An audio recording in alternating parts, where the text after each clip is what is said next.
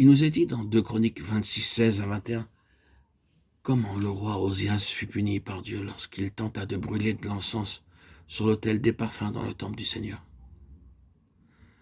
L'intention de Dieu était que seuls les fils d'Aaron, qui avaient été consacrés pour exercer la sacrificature, pouvaient entrer dans le temple pour brûler le parfum, et personne d'autre n'était autorisé à remplir cette tâche.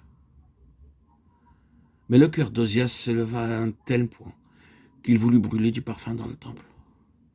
Dieu le châtia et la lèpre se déclara subitement sur son front. Cet incident nous sert d'avertissement supplémentaire afin que nous n'agissions jamais sans un commandement divin, autrement nous serons nous aussi châtiés. La lèpre, dans le sens spirituel, représente le péché d'impureté. Celui qui entreprend quoi que ce soit sans un ordre du Seigneur commet envers Dieu le péché d'impureté.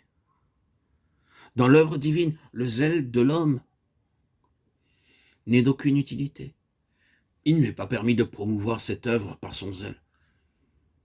C'est une excellente chose d'entrer dans le temple pour brûler l'encens, mais une telle action devient un péché qui doit être châtié si elle n'a pas été ordonnée par Dieu.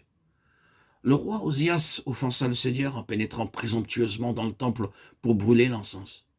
La conséquence fut qu'il devint lépreux et le demeura jusqu'au jour de sa mort.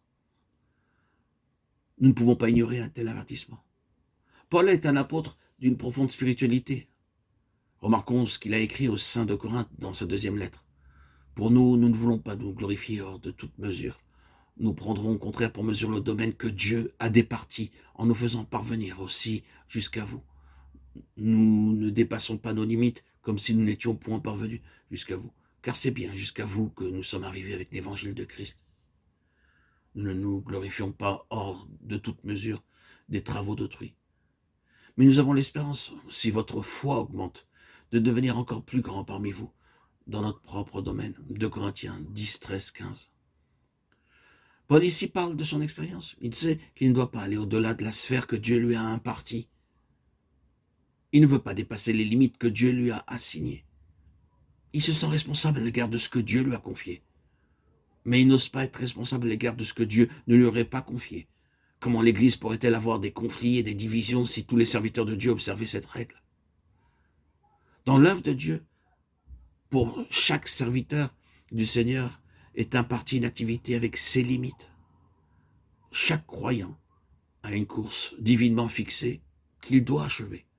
Si chacun voulait bien demeurer à son poste, accomplissant la tâche qui lui est confiée en achevant la course fixée, quelle gloire serait alors manifestée.